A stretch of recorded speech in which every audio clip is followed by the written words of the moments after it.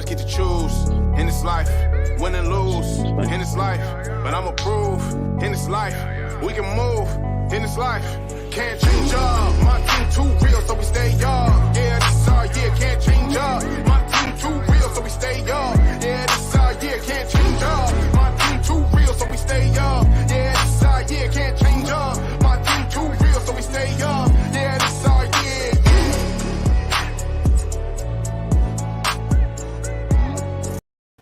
Hey, welcome to season 1, episode 2 of the Diamond State Scouting Podcast. I'm your host, Adrian Branch, and we're here today with Brett Lagasse and Josh Wingate, and a special guest today, an all-star safety coming out of Wesley College, Coray Williams. This man is two-time all-conference, led the team in picks, led the team in tackles, a current NFL free agent. We're blessed to have you on the show today, Coray. How you doing, Brett? Good, man. Thank you guys for having me on the show. Good. So how you guys feeling 2 weeks in? I mean, I'm feeling pretty good. You should be feeling pretty good after a nice little vacation there. Yeah. Flex his vacation on us, and then he I know. not wearing sleeves, man. I know. I'm telling you, man. A little jet lag from coming back from Cancun today, but no complaints. Hey, but let's let everybody know. It was your birthday this weekend. Yeah, definitely. Big birthday, celebrating. Had to get away, man. Make sure I planned it in time to be back for the show. Got a lot to talk about today. The college football season's underway. A lot of big games going on this weekend, but we're getting to the prospects. And today we're going to be talking about the secondary, some of those big names. Of course, everybody's talking Derek Stingley. You guys have a few surprise names, a few sleepers that might be coming up in the draft. Looking forward to chatting about that. Oh, yeah. Yeah, I'm excited to get into it. I mentioned while we were all behind the scenes, I was like, this might be one of the boring positions for me to scout just because we're scouting the top guys. The art. It is, but I'm watching these guys and they're just coming back a little bit and then no one's throwing to them. And like 4 or 5 plays in and I'm like, oh my God. And then we get into it 8 plays and I'm like, oh, same thing. They're not throwing to them. And I'm just like, please just get a little action. And I will say, Josh Jobe, the man is a baller, and it doesn't matter what's going on. He's always doing something in the play. I love that. Hey, Coray, if you got to step away for a minute to handle some business, brother, we got you covered. We'll go ahead and get started talking about the big name. The big name coming out of this draft is Derek Stingley. I know that there's been a lot of talk about Derek Stingley and him coming out this season. People are projecting him to be a top 5 pick. How do you guys feel about him? I think he's got all the tools to make it in the NFL, to be successful in the NFL. He's got just that. I've always said this: you have to have that arrogance at corner, and I don't mean like overly cocky, like where you don't like work. Yeah, but I mean, you have to have that confidence in your ability. Like J.C. Horn last year had that. He just he oozed. See, I was going to say another corner from last year, Patrick Surtain. I feel like he's trying to be Patrick Surtain. There's times, and we just talked about this behind the scenes against Alabama. Alabama stresses defensive backs, and it didn't seem like he was fully prepared for what they're going to throw at him. But it just shows you even your athletic ability isn't always enough. Sometimes you have to have that savvy, that experience. You have to know how to use some of your skills to kind of disrupt that, to go with that athleticism. But I mean, defensive back is one of the hardest positions to learn in the NFL. And I fully believe the guys who are freakish athletes and just have that confidence and good size work in the NFL a lot more. And I think once they develop the skills and the mental capacity to understand how offenses are going to attack them, that's when I think they hit that level of greatness. Same thing, look at Jalen Ramsey, Stephon Gilmore, Xavier Howard, all these guys, Jair Alexander, Byron Jones. These guys are all athletic freaks, but they learned the techniques and now look at them succeed. Yeah, the one thing about Stingley that stood out to me, and I always started, if I had Alabama film, I always started with the Alabama film because I'm only working off of 2020 film right now because, like Brett and I said on our last episode, it's not good to scout on live film. But I'm working on 2020, and when you have receivers like Jalen Waddle, Devontae Smith. Yeah, you're Mechie. you know. Yeah, it's just you have to go. They're NFL receivers. So what's the best way of telling? It's an NFL offense. The Bills run something very similar. Brian Daboll, who was an offensive coordinator and play caller down in Alabama. So, and they all run. Every offensive coordinator from Alabama has all run something very, very similar. So it's a modern day NFL offense. So I mean, if you succeed against Alabama as a corner, you're going to do it. Yeah, it's a very good option. Like, and you asked me earlier, you know, like what should we put on? And you're right. I think like Alabama, like with Kyle Hamilton, which we'll get into later, that's a good bar to set. However, the only problem with setting up a good game first is if he has a bad game, you're like, okay, like it gets you a little down, but when you go to the next game, you're going to be like, okay, well now I see. And I had that with trying to think of one of the safety, or no, the safety was actually with Alabama when I watched him today, actually. Battle? Yeah, Battle. I had a game, I think it was the Florida game maybe, and I was like, not really. And then I put on other film, and I'm like, okay, now I see it. Yeah, look, guys are entitled to have bad games. Sometimes, for sure, especially when there's a ton of talent on that team. Oh yeah. That Florida's got a good offense, and again, they have a good offensive system. It's not like their system. Sometimes their players haven't been great, but I mean, what's his name? Kyle Pitts gave every defensive back. Did you just say what is his name? Yeah, to the great, to the guy, to the great one, to the great one. Yeah, but Kyle Pitts gave that secondary fits, man. Every secondary fits. So yeah, no. Just to jump in real quick, fellas, I gotta say before we get too far in, I gotta say this. We were speaking about the swagger of a cornerback and the swagger of a DB. I mean, it all starts from the top. I believe that arguably the greatest DB of the game ever was Deion Sanders, the man with Neon Deion primetime. So I feel like kids grew up wanting to emulate the talent of Deion Sanders, and part of what came with that is his persona, the way that he played the game. So I feel like it's a testament to Deion Sanders and the imprint that he left on the game, what you see from a lot of these DBs today. I just wanted to throw that out there. Oh, no, that's a great point. And I'm going to throw something else at that. So you're looking at that in that perspective, and then go back to the 70s when corners were physical and just smash mouth. Exactly. These corners in the NFL, quite a few of them kind of have some of that smash mouth when they get physical and jam. And Deion had that a little bit too. He wasn't physical tackling, but he was physical at the line of scrimmage. That's right. At the same time as Deion, I'm sorry. At the same time as Deion, you had Rod Woodson, who was that smash mouth. Yeah. You had Steve Atwater. So there is a yin and a yang when it comes to the DBs. You still had to have the enforcer. And then another DB that was great, Ed Reed. He had that swagger, and he had that old school, I'm going to hit you in the mouth. And he played 100% all the time. And his ability to get downhill and close was insane. And like when you watch some of these guys in college, you're not looking necessarily for that, because him and Sean Taylor close like I've never seen. I don't think we'll ever see that again. I don't know. There's a guy we might talk about today. Yeah, I mean, I don't ever want to compare people to greats, but I mean, oh my goodness, this guy, insane closing speed that's been on display. But you know, and who was he's on the Cowboys now, but who was the Ohio State safety? 5-6 years ago, got drafted by the Colts. Oh, Malik Hooker. Yes, that man's closing speed was unreal. He could go sideline to sideline like no other. That was the guy that everyone thought was going to be the next Ed Reed. Well, and if you look at his rookie year, he had a fantastic rookie year. He has every single ounce of ability. Injuries. The only issue is injuries. Yeah, right. It was ironic he played for the Colts because he reminded me of Bob Sanders with the injury bug. Like how great could he have been in those injuries? Well, we might see him this week play against the LA Chargers. Well, that'd be a good matchup with Justin Herbert and the way he throws the ball. Well, apparently it doesn't really – it don't always matter. I don't know if you guys saw that play when Justin Herbert or Taylor Heineke threw the ball to Terry McLaurin. The safety was closing in on it. A Delaware safety now, Nasir Adderley. Oh, yeah. He closed on that and played that ball perfect, and somehow McLaurin came down with it. I don't know how he did that. Cloran is just something special, though. He's unbelievable. He's unbelievable. He made Taylor Heinicke look like a great quarterback on that play and many others that night. Yeah, he did. So I think Heinicke's the guy for them, though.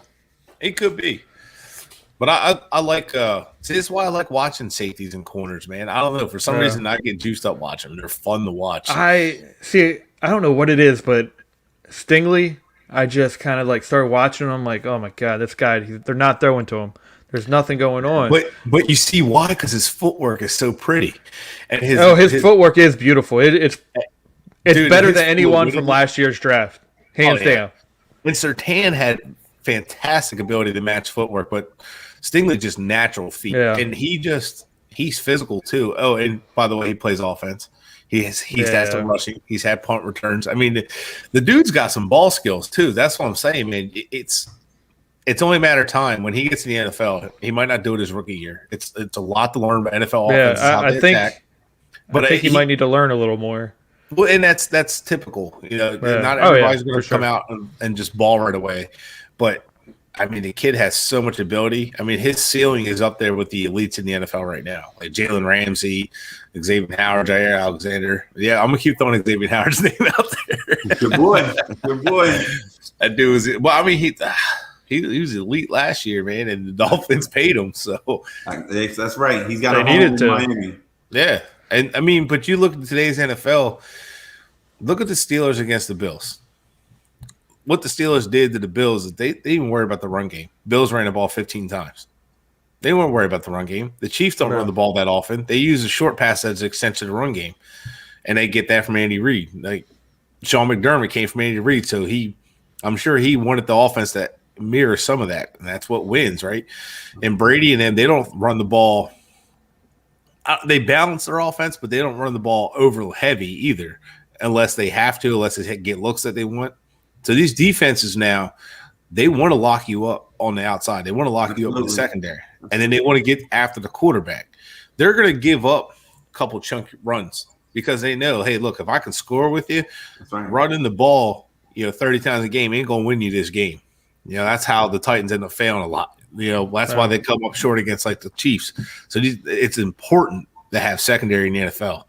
And, as you start to see teams like the Patriots with J.C. Jackson and Stephon Gilmore, trying to like lock you down on the outside. The Dolphins, they paid Byron Jones even after they had Xavier Howard, and they drafted a corner in the first round. So they teams want to lock you down on these secondary. You're right. Right. Well, and that's kind of the Belichick way. Let's get our secondary right. I'll find guys that can rush the passers. You can blitz and scheme to get pressure. Yeah, right? And that's the Belichick way, and I think that's what has been moved over to Miami. The Belichick way. And you look at the Bears, the Rams, those defenses when they were playing really well the past couple of years, they get pressure up front by blitzing and everything. You look at the Rams linebackers at rushing and their edge rushers, they're solid. They're not like elite or great, but that secondary does their job. What they have, was it John Johnson? I think his name was. I think he's with the Browns now. Played with the Rams. That dude was a beast.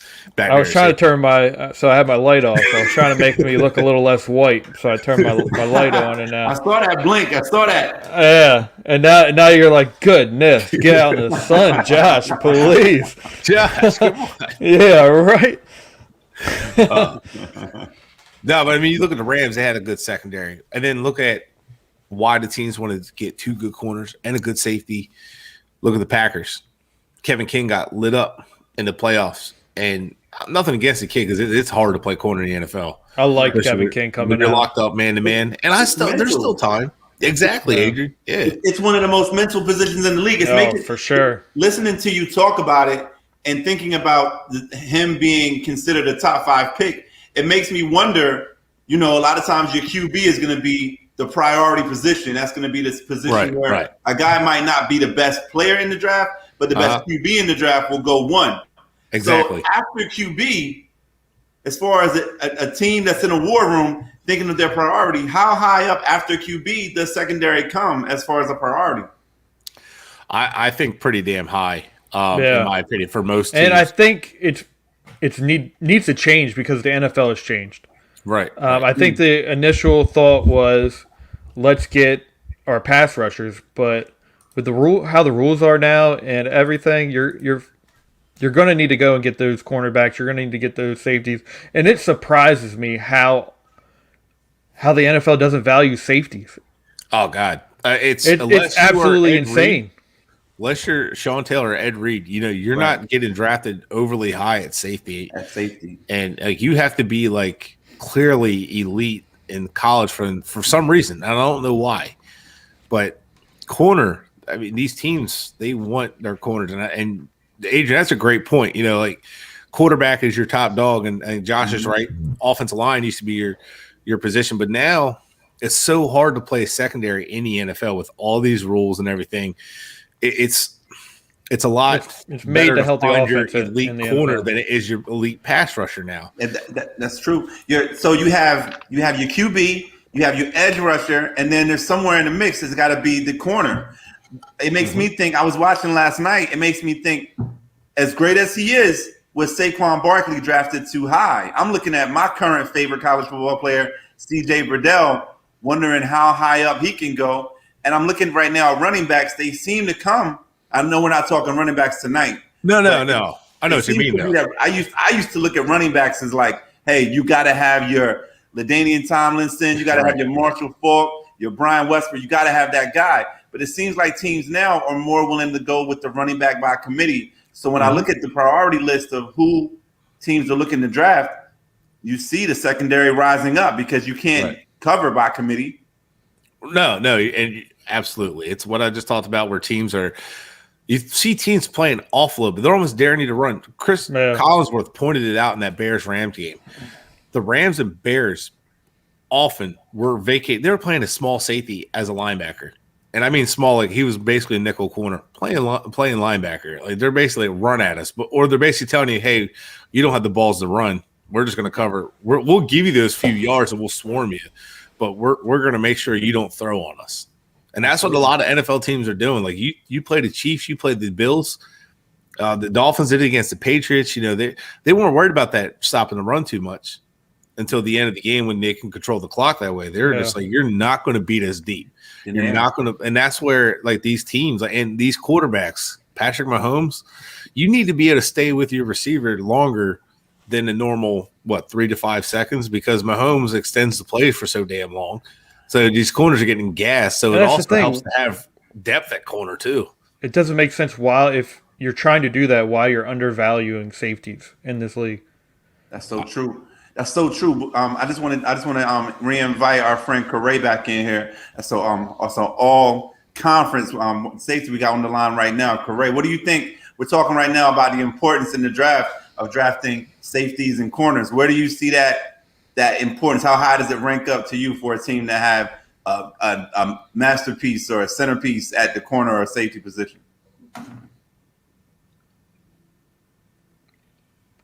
I think he's frozen on us. Yeah. I think our brother Coray froze on us. I thought I had hit him with the center question. Oh, man. I was like, I know it might seem like a biased answer from him. I nailed it. Second episode in. That's those provocative Howard Stern questions. I'm really looking forward to his answer on that one because I'm waiting for that answer. But Adrian, one more point I want to point out to your statement because you brought up a lot of good points there. Yeah, definitely. When you said it, like when you're talking about like it's individual, how often you get eyes on. If you think about it, one position that can screw up a lot, offensive line, defensive line, individually, it's really hard to see who really screwed that play up, right? Yeah. Linebackers kind of get caught in the wash, but on a big play, you see kickers miss all the time. You see quarterbacks, obviously. But it's defensive backs that you see get on a big play, like, oh, that safety blew the coverage. It might not even been that safety's fault. They weren't communicating, or the corner blew the coverage. Oh, he's not communicating, whatever the case may be. But when you see that, everybody watching the game sees that corner lost that matchup. So it's definitely something where that's where that swagger comes in. That's where that attitude, I'm confident, comes in. Nobody's talking about the corner prior to the game. Right. And the more you talk about a corner during the game, once that play happens, he's either making big plays. Oh, we lose you too? Just like last night, nobody was talking about Slayton until he dropped that pass, and I think Slayton's just fine. Yeah, yeah. And that happens, man. That was a big drop. Slayton's had a lot of good grabs. All right, Coray. Welcome back again, man. Definitely. So, yeah. Adrian, you want to rephrase that question? I think we lost Adrian too. Yeah, we might have lost Adrian. Internet is not good to us here in Delaware right now. So go ahead, Josh. No, you go ahead. You probably. So Adrian posed the question of, what do you think about the importance of the cornerback positions and in the NFL? And do you think teams should value that position a little bit higher than they might actually value it? The corner position or safety position? Or just defensive back position defensive in general? Back really in general. Or either one. When you look at that, I feel corner is valued more. Just look at what players are getting paid compared to safeties. You see the contract Jalen Ramsey has. You see the contract Marshawn Lattimore to sign. So I definitely feel corners are more valued than safeties. I would say for what safeties are asked to do, when you look at guys like Derwin James, who, if you know me, you know that's my favorite player, been my favorite player since at Florida State. You look at things he's asked to do: blitz, cover Travis Kelce 1-on-1, Gronk 1-on-1, George Kittle 1-on-1, cover Tyreek Hill 1-on-1, come in the box, stay over the top, just be the Swiss Army knife of the defense. All these multiple hybrid jobs he has to do, but yet you got Marshawn Lattimore, who I'm taking Derwin James over him 11 times out of 10, not even being biased. And he's getting probably not even close to half of what Marshawn Lattimore's making. So I definitely feel safeties is undervalued. Yeah, I agree with that. I remember Trey Boston had a baller year with L.A. Chargers, and then he went and I think he never got signed by anybody. I think eventually he went maybe beginning of the season over to Carolina, but that man balled out that year before, and he balled out in Carolina too. Oh yeah, but no one wanted to pay the man. Yeah, I don't understand that Trey Boston was actually one of the most consistent safeties in the league for a couple of years, and the dude couldn't get paid. Actually, when he became a free agent, I actually wanted the Dolphins to look into him because I thought he would be a good fit as well. And nobody picked him up. But Coray, to your point, if you look at Derwin James' Florida State tape, the reason I had him over Minkah Fitzpatrick and as a second best, I might have had him as a top. I have to go back and look, but I had him as one of the top defensive players in that draft. The dude literally at Florida State was asked, hey, basically, you need to line up a linebacker. We need you a linebacker here. We need you in the nickel corner. He even played outside corner. In one game, I seen him line up at 6 different positions. It was just insane. And he was asked to blitz, just like he's saying. And that dude's a beast, man. And you got to think, you lose someone who could do all of that on your defense, you just lost a lot of position. Now you need 3 or 4 guys to fill one role, one player's shoes. Because you get a guy, you're not going to get a lot of guys who can do that. Yeah, and like you said, like going back to his Florida State tape in his rookie year in the NFL, one of the most hardest quarterbacks to game plan against, Lamar Jackson. Mm-hmm. You ask him who his kryptonite is, he's going to say it's Derwin James. Derwin James has spied him in both college and in the NFL. You turn on the tape of the playoff game, Derwin James is there every time he tries to break the pocket. Mm-hmm. I remember, I want to say his last year at Florida State, his last full season at Florida State against Florida. He's coming down from linebacker, and he takes a guard and lifts him off his feet. That was one of my favorite plays from him. He shouldn't be that fast, strong, and athletic for his period, man. He doesn't look fast. He doesn't. If you look at his stature, like, oh, he's an inbox safety like Jamal Adams, but no, he is not. He'd do anything you want him to do. A lot of times, to piggyback off what you're saying, Brad, a lot of times that's your IQ. Your IQ just IQ just takes over your athletic abilities because you see the game so fast that you're the way you respond, the way you react to plays, it just seems like you're just a step above the other players on the field, and that's something that, of course, Coray sees with Derwin James. Another player that I wanted to kind of throw into the fold, especially since we're talking about the secondary and the safeties, is Kyle Hamilton. You guys' thoughts on Kyle Hamilton as we continue the college season leading into the NFL draft? I mean, just like Coray was talking about, I think Kyle Hamilton can play anywhere. He can do anything. He can come up into the box. He can play deep. I even think he could be a shutdown corner if you ask him to. The man's an absolute freak. His closing speed is who were we talking about earlier? Ed Reed-ish? Ed Reed. Ed Reed, Sean Taylor kind of guys. Yeah, and he plays the ball very well. Like, he gets aggressive with the ball at the high point. I love it. He has such a crazy feel for what I watched of him.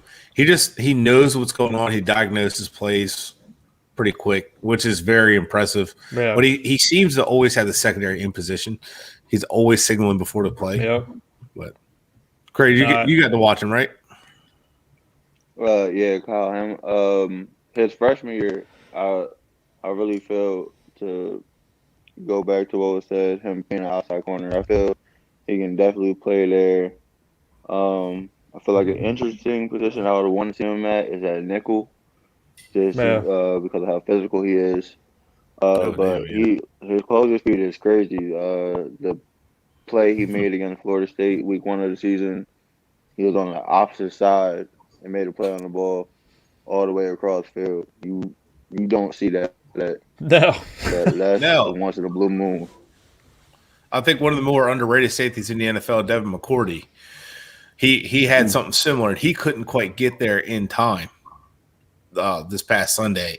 And just think, Kyle Hamilton was in a similar situation, opposite hash, and was able to make the play on the ball. And not only tipping the ball is one thing, but he intercepted it and kept his feet in bounds. It was just – that was insane. That he was able to break and get enough in front of the ball to intercept it. And from the initial live view, you saw him just look like he stepped in front of a pass like it was nothing. Yeah, I mentioned him earlier. I think the only player that might have better closing speed than him that I've seen in a while might be Malik Hooker. But the closing speed this guy has, I want to say was – did he play against Alabama? He did. It was the Alabama game, and they had a deep route. He was probably middle of the field, and the guy was already past him, and he caught up with the angle and broke up the pass. And sometimes that's just pure effort. But it's speed, too. Like, it was unreal. It definitely is. And I started watching his footwork's nice. You mentioned, Brett, that he's got a little bit stiff hips, but I think he's athletic enough to make anything work. You could throw him anywhere. You said nickel. He played nickel a lot for Notre Dame, Coray, and he excelled at it. And that's kind of where I was like, man, if you throw this guy outside, 6'4", 220, the NFL loves big corners now, and he's just going to excel. He's going to be kind of like that Patrick Peterson size. I mean, he's taller than Patrick Peterson, but God, this guy's a chess piece for a defense. I mean, I just hope some NFL team isn't too stupid. Like, oh, he's big. I'm going to move in the corner. Like, oh, God. No, he's big. I'm going to move him to linebacker. That would be the stupid thing. Yeah, I hate that. That would be the stupid thing. That's what I meant, linebacker. Yeah, that would be stupid. Don't move the linebacker. Move the corner, but he could be all right there. Move the corner, you can shut him down. He'll get paid, but the idea is that move him to safety. He's a chess piece. He could kind of be like that Troy Polamalu, throw him anywhere. He can do anything. He can run around, do whatever you want. But Coray, I got a question for you on that one. What's up? Oh, I lost it. So that play against Florida State from Kyle Hamilton, when you see a guy make a play like that, just closing burst, you think that's mentally being prepared for the game? Or do you think it's just athleticism taking over? I think that's just a playmaker making plays. Especially the point of the game that it is and how that game went. Your best players are going to make plays, and he had all the draft type. He had to live up to it. So I feel like that's just a playmaker making plays for a team to win. Fantastic. So I like it. this film here is Caddy Cut Up. We got permission from them, all 22. You go to Patreon, you can check out Caddy Cut Up. They have all 22 film. Shout They're out working Caddy on Cut Up. 2020 film. They got certain tiers where you can, for $1, you can get all the film. You start spending $2-3, you can start asking for film. But this is Kyle Hamilton versus Alabama 2022. And, I mean, the man's an absolute freak. Yeah. Absolute level. By the way, he has 6 tackles and 1 assist in this game. Yeah. He And was all over the field. there he was playing nickel there. Now, this is a defense that likes to stress the corners. Yeah. Stress your secondary. Look at, he just looks way bigger. Yeah, he's that's the thing. He looks lanky and big for. But look, I mean, he too actually lanky moved for really 6'4", well 220. inside there. He actually He's moved very extremely well. Look, see, there he is signaling again. Yeah, and he's very easy to find on tape. Oh, yeah. There's a lot of times you're watching all 22 where they're not pointing them out, and look at that closing speed right there. You're watching the all 22 and they're not pointing the player out, and you're like, damn, I got to find something. I got to find a towel. I would like to see him make a play, make that tackle, but Yeah.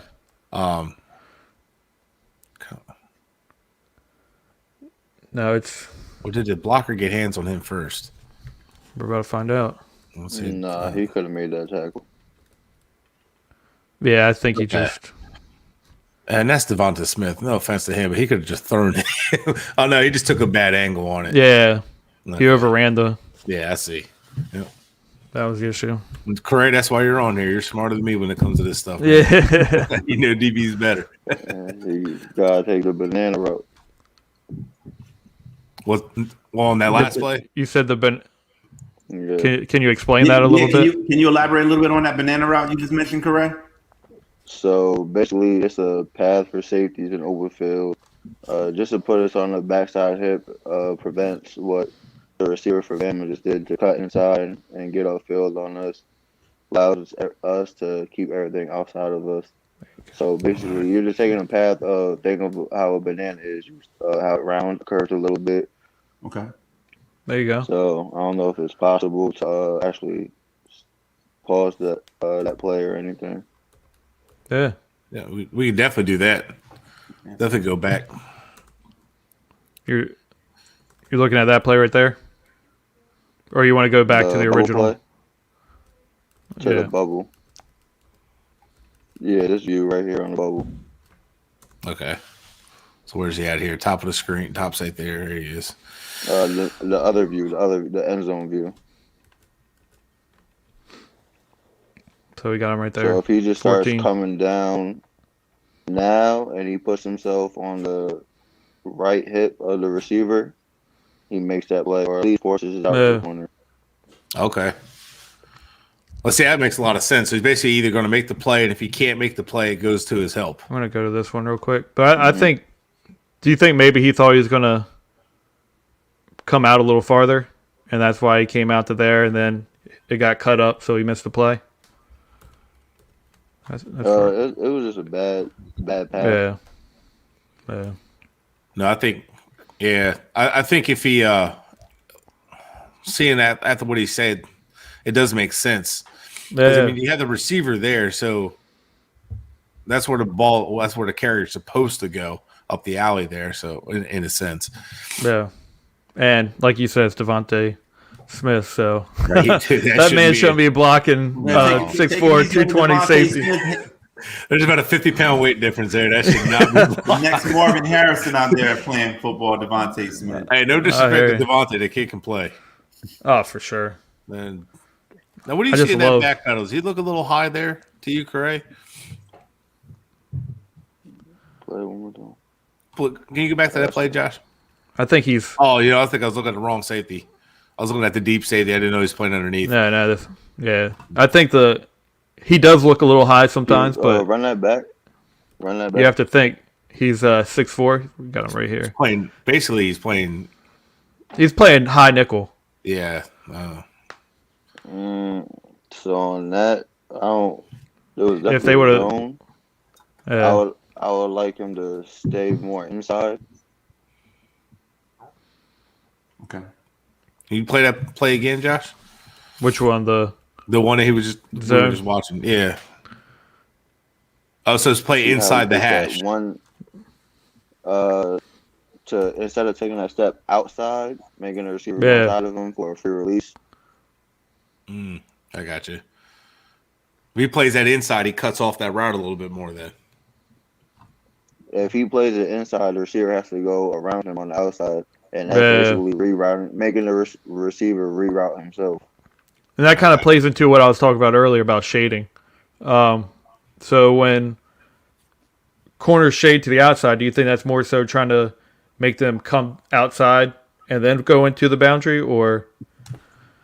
Because I'm just trying to figure this out. So I'm telling you, basically how a DB is. It all depends really. So if a corner is playing outside shade, it's to put less that right stress on there. the safety. Yep. Pause that, Josh. And I think that's where I was talking about. And then for a safety on the play that I was talking about, if he plays, because that looks like a play we have at Wesley called stab, where I will come down. It's basically me and the corner switching responsibilities. So I will come down, and if two goes vertical, I would run with them. But I also have the corner over the top. So I would follow him outside because that's where the corner is. All right. Okay. Oh, okay. So you're just pushing them to your help. To your help. Yeah. Okay. So it kind of gives the offense a little different look. Now watch his play. Watch him carry. I want to slow this down. See, I don't know if they're in the zone. Coray could probably answer this better than me. But shit. Well, don't go worse quality, Josh. No, I didn't go worse quality. I just missed the entire thing. Oh. Is this the play? No. There we go. All right, so go back to the start of this play. I'm gonna slow What I it down see him here, bit. I don't know if he saw a break or lapse in the coverage, but he saw where the ball was going and made a play on it. I couldn't tell if the receiver came down with it yet. I was trying to listen to what Coray was saying. Yeah.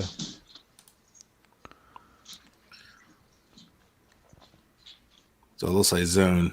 I don't know the linebackers just to pin the wall off there. I'm trying to see the routes.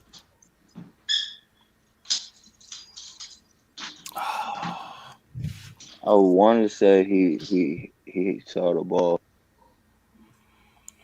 because Give you that another really angle, is too. supposed to be played just off the route concept. How it's really supposed to be played, no matter if it's really cover 3 or not. The safety should be on the post, corner taking a wheel, outside linebacker. See, it almost looks like he freezes. Oh, is that JOK? It looks like he freezes at the receiver fakes it. He's going to block, and the linebacker's covering the wheel flat route or the flat. Whoever I think that was Waddle coming out of the backfield there. There's Waddle and Mechie coming in motion. I don't know, but I like the way he played the ball. Yeah, no, he did his job. But Coray, do you think that was his job, or do you think he was making up for something else?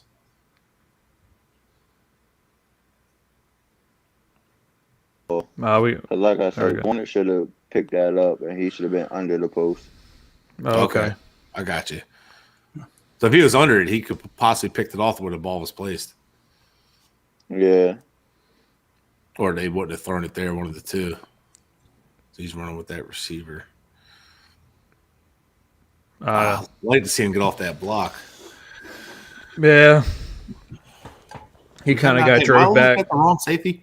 9. No, there he is. Was that what? Yeah, that's what I was looking at. I'm looking at the right player. Yeah, I don't like that. Yeah, he was being blocked. He was being pushed back the entire. It didn't look like he was trying to get off that block either. Almost like he was trying to ride it out to get the receiver. Yeah, I'll go back.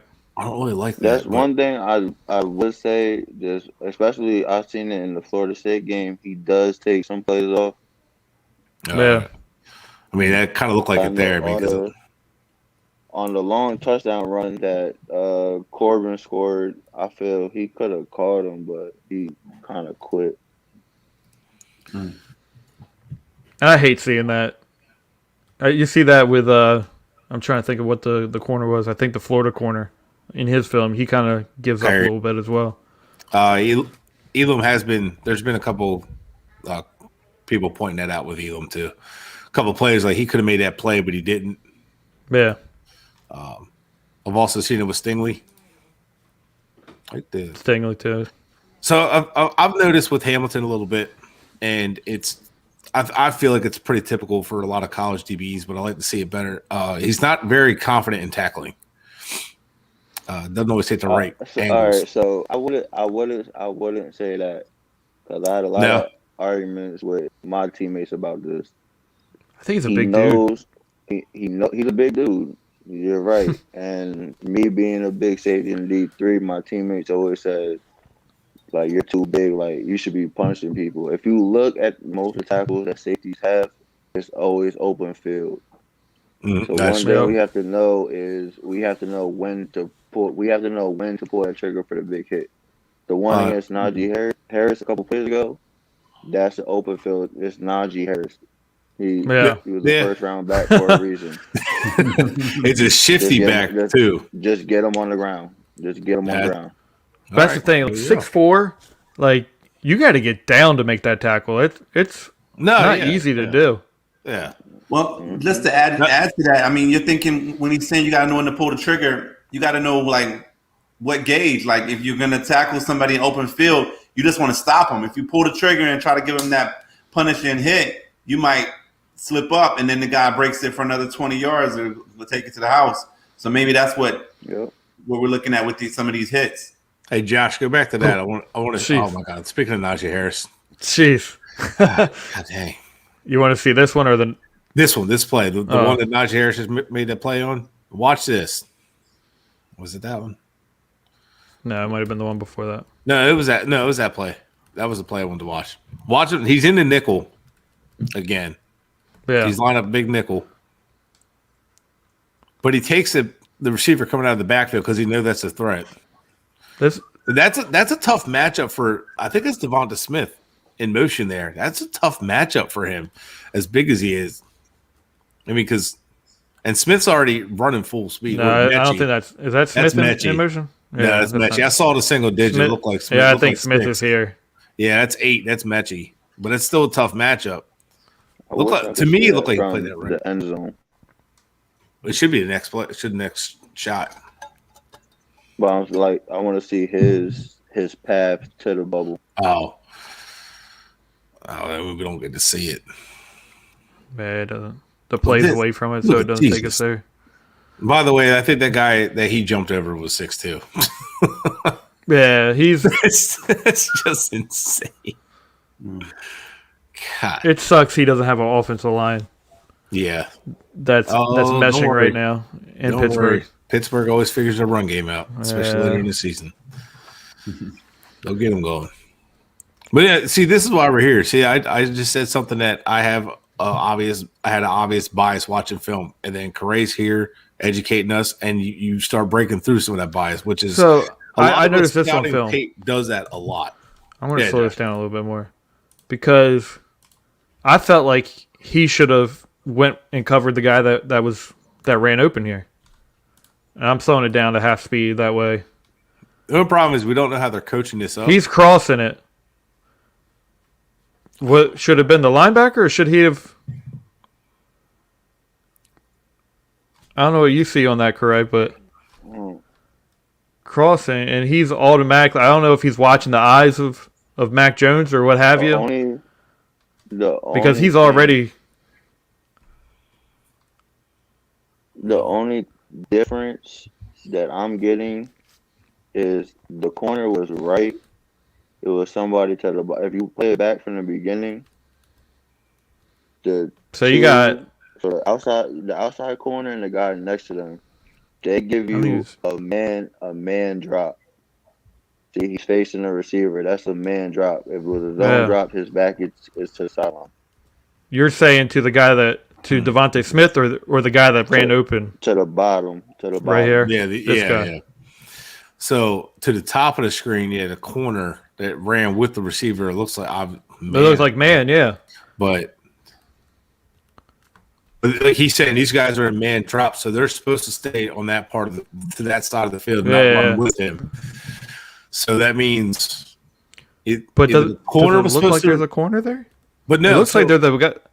To me, it looks like they have. I'm gonna get this going. Well, it doesn't really matter because these guys are corner linebacker. That's JOK there, so you might as well call him a corner. Yeah, there you go.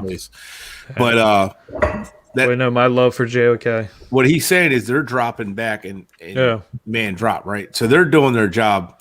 The corner runs with their receiver, so I'd have to guess either the safety needs to be over top to prevent that, or the corner needs to switch. But if he's in man, I mean, he looks like he's. Why would he stop running with this guy if he's in man? So Are you saying Hamilton's in man? Because it looked like to me that he might be the corner, single high. The corner to the other side of the field. Mm-hmm. Yeah. The other corner to the top of the watch. Go back. You're saying the corner to the top of the screen, to the top. Okay, this guy right here. He runs with the receiver the whole way. Yeah. It looks like over top. And then Hamilton's also over top. Gotcha. So to me, I don't know, but that looks like it's miscommunication. Like Hamilton was probably supposed to cover the other side. Yeah. Go run it back. I want to see where he came from. Who, Hamilton or the guy that scored? So this guy right here came from the bottom, and then he crosses over the top. It looked like they were running the bunch with the linemen. Yeah, it looks like they're. I mean, honestly, a bunch of zone, and then their corners are in man, and then a single high over top.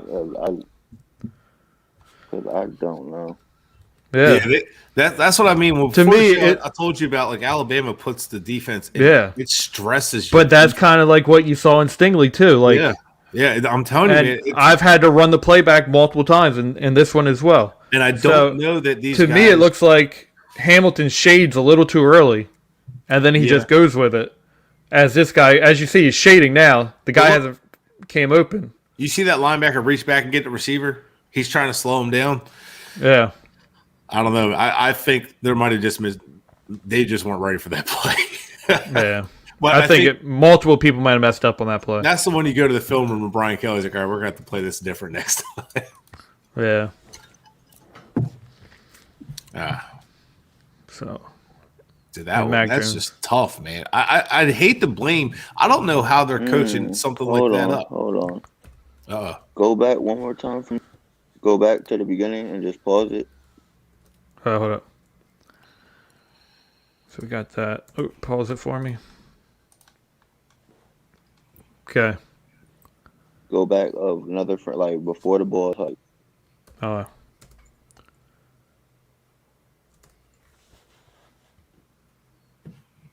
I mean, to me, what JOK 6, right? Yeah. So you got JOK over top of 19, linebacker 33. I'm assuming he's your other corner. I don't know if he's a corner or linebacker. I mean, it looks like they have a bunch of linebackers playing zone. And then I don't know if there was an actual corner covering 19. Because you got Hamilton playing single high. Because right now in the picture you have 10. So 33 is the other corner. Oh, there you go. So at that point, the bunch might have confused him. And then JOK kind of stayed in zone when he should have probably went to man in this scheme. The only thing I can think of is a miscommunication on JOK and 33. They probably made an in and out call. That's why the corner took the out. JOK also, but JOK looks like he's pointing at number 3. Number 3 would be the wing. Yep, that makes a lot of sense. And nobody just picked the point man up. So confusion all across the board, pretty much, on that side. I do not envy defensive backs against Alabama. I'm going to tell you that because watching Alabama's offense, like, oh my God. Yeah, I think. And here we go. I think JOK immediately knew he messed up when this guy Oh, Because yeah. he's like, okay, he's blocking, so I'm gonna get back and rob. Yeah. What was that? Yep. Was it Floor Steel, their tight end for Alabama? What's that?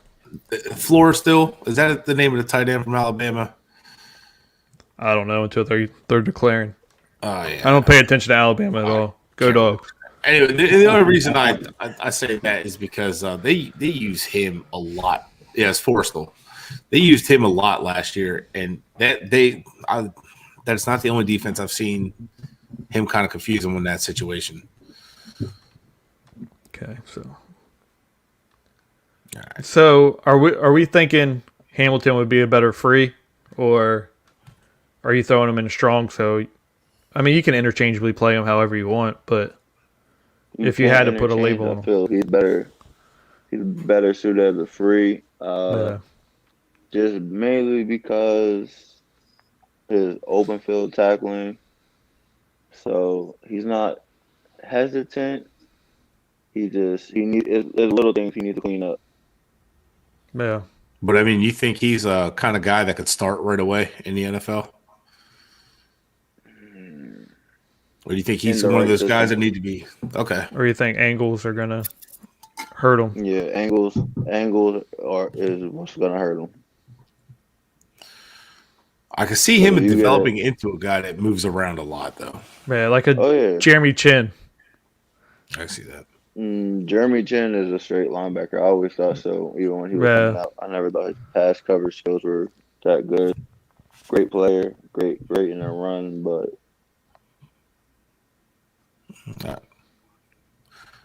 but there he is backpedaling. He looks high. I don't think he is. It's just he's a big dude.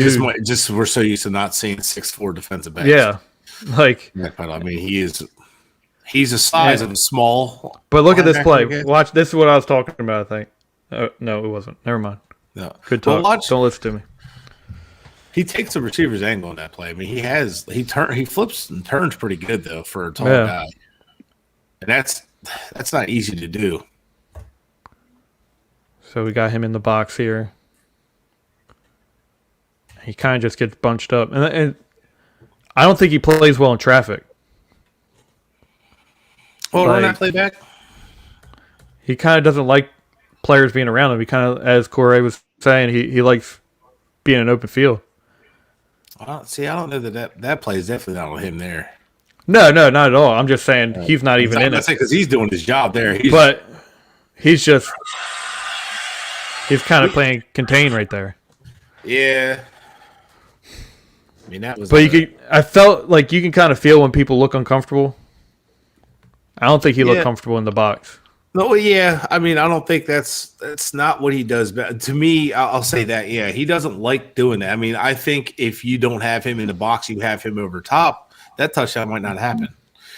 You put your playmakers in a position where they normally make plays. So, better angle here. What Coray say when it's playmakers making plays. So you put him in. Yeah, He's just playing contain there. He was kind of. What do you think? He was on 87. 87 didn't do anything. So on that, he could have did what JOK did on the touchdown play we were debating about. Just get back. He's not running. He's obviously blocking, max protection. Just get back. He can make at least save the tackle. So he was probably on the same player that scored that touchdown, 19, because they're stacked here. 87 tight end and 19 are stacked, and then 19 runs across the field. But I think what Coray is saying, and correct me if I'm wrong here, Coray, what he's saying, as soon as he reads that 19 is blocking, drop back in the man drop. Yeah, but he just stood around. Yeah, like there's no need for him to just stand there, just stand around. Yep. Look and find someone else. Terminology we used at Wesley was look for work. Yep. There's nothing to do. He's blocking. Okay, now look for work. Get your head across. Yep. I don't say he's gonna pick that ball off, but because at the same time, if he would have looked for work, that play came from the other side, but he ran across. If you're looking for work, you're dropping back a little bit. You're probably in for that play, making that tackle right there. Because right there, you'll probably drop back a little bit. You're in a better position to make that tackle. I definitely see that. I mean, just a little. It just gained a little bit of depth. I mean, Devonta Smith is fast, but he's not that fast. And like Coray alluded to there, like drop back and you can at least make the tackle and save the touchdown. So that's a little bit of growth there. But Josh, it points out to your point that he looked uncomfortable being there. That's not something he's comfortable doing. Yeah, you can definitely see he feels better in open field. Yeah, no, for sure. He feels very confident in the backfield, and I like that. Or not in the backfield, in the defensive backfield. Sorry. Yeah, and I don't know what you think, Craig, because, I mean, honestly, I think all of us trust you over all of us right now. But yeah, I think he's still raw as a safety. He's just got the athletic ability and closing speed that makes everyone go, wow, this guy has something. Yeah. But he still has a lot to learn about the position. No, definitely. Just like you said, like he's a once in a life. You're not gonna see another 6'4", 220 safety for a long time. Mm-hmm. So we got a question here. I was talking to a couple people on Twitter. Jake Vogel's a part of the network. Josh likes Hamilton as a cornerback. Thoughts? I just think big body guy. NFL is going to the big body cornerbacks. I like his athletic ability. I like his cover skills. I could see him playing cornerback, and like we've said before, cornerback is more valued right now than safety. And I could see teams saying, "Look, 6'4", 220. I'm going to run with this guy at cornerback." Wow. What do we think about that, Brett, Coray, Adrian, whoever wants to tell me I'm wrong or tell me I'm right? I think it's tough. I think you find a position early on in his career. A nickel corner. Yeah. Like Minka Fitzpatrick, his rookie year. He played nickel 95% of the time. I feel him on the outside won't. Yeah, you don't think a boundary corner? What in his game do you think would allow? Just because of his hips. Yeah. I agree. I said that to Josh. I think his hips are a little too stiff and too high to play outside corner consistently, and it's going to be a lot to ask a 6'4" corner to constantly dip down. I think you're doing him a disservice by putting my outside corner. I do too, because I think you're better at letting him range the field. Right now, if you want to, like later in his career, like a couple years in, you want to match him up with a tight end that lines up out wide, like Darren Waller or something. Yeah, you're talking something a little different. But I mean, early on, I think Coray's right. I think you need to put him as a nickel safety, give him like a limited packages or something. But yeah, I would agree with that. Keep him in a nickel, keep him in a box, let him get physical, and there's a nice tackle by him there. You don't want to put him in the box, Brett. We already talked about that. No, not that box. I mean, in the short area. I don't want to put him in the box. So I don't know if you guys remember Darren Woodson. He played a lot. He was a strong, but he played a lot of nickel as well, and that allowed you to just keep your two outside corners, and then he would come in and play that nickel position. Do you think that's something that you could see with him, or are you just going to try and keep him high? I mean, because I think there's another safety in this draft that you're going to try and keep high. What is his name? Who's the Alabama safety? Battle. Yeah, I think he's a high safety. I feel Hamilton is a high safety too. Yeah. But you can use a little differently. Work. Yeah, exactly. He just needs to be developed and brought along. But I agree with Coray. You're not going to find many safeties at his size that run and move like he does as far as playing the deep position. So I think, and that length does play into his ability to close and cover the field like he does. I mean, I think you definitely see enough flashes. He is going to be, I think, a first-round pick, but I saw they were saying he's a locked-in top 5 pick, and I was like, we got to really settle down. It's way early in the process. Yeah, I heard people say top 10 as well. But traits over everything. And that's the thing. I think a lot of people are going on you traits. can develop it. Yeah, you can develop traits. but you can't teach size. You can't teach athletic ability. You can't teach instincts. Like you can't teach any of that, but you can teach players how to develop and how to use those skills. Yeah, he's got athletically. He's got, like I've said, and I keep harping on, but that closing burst is really good. It's Like, really good. Coray, you've worked out for some NFL teams. You've had some workouts and all, but nobody scouts or nothing that never told you size was an issue with you, right? No. Yeah. So I mean, like you can't teach your size. And like I said, you stood out on the field because you shouldn't. You didn't look like you belonged on the D3 field. Like you look like an NFL safety. So like you stood out like a sore thumb a lot on the field. So it was easy to find you on tape. It was easy to find you up in the booth watching you. So it was like you can't teach that. To jump in real quick, because people are gonna wonder about Coray. Coray, what's your specs, man? Like what's your size as far as an NFL prospect? So we can kind of get a picture of how dominant you look on the field. You said like stats, like stats, or 6 feet, 6'2", 6'1". oh, 6'2", right now yeah. I'm at 6'2", 215. 6'2", So, yeah, 215. big boy. That's a big safety. That's a big safety. Yeah, that's big for the NFL. You know what I mean? So, I mean, the guy so this is Length. this is the perfect guest to have on tonight talking about Hamilton because he's 6'4", 220. I mean, Coray is right there in the same ballpark. Yes. no. You know?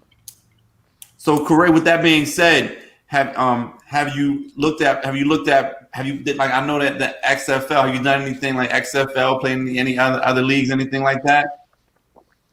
Yeah, it's actually funny because just a couple hours ago, I was gonna save it for later.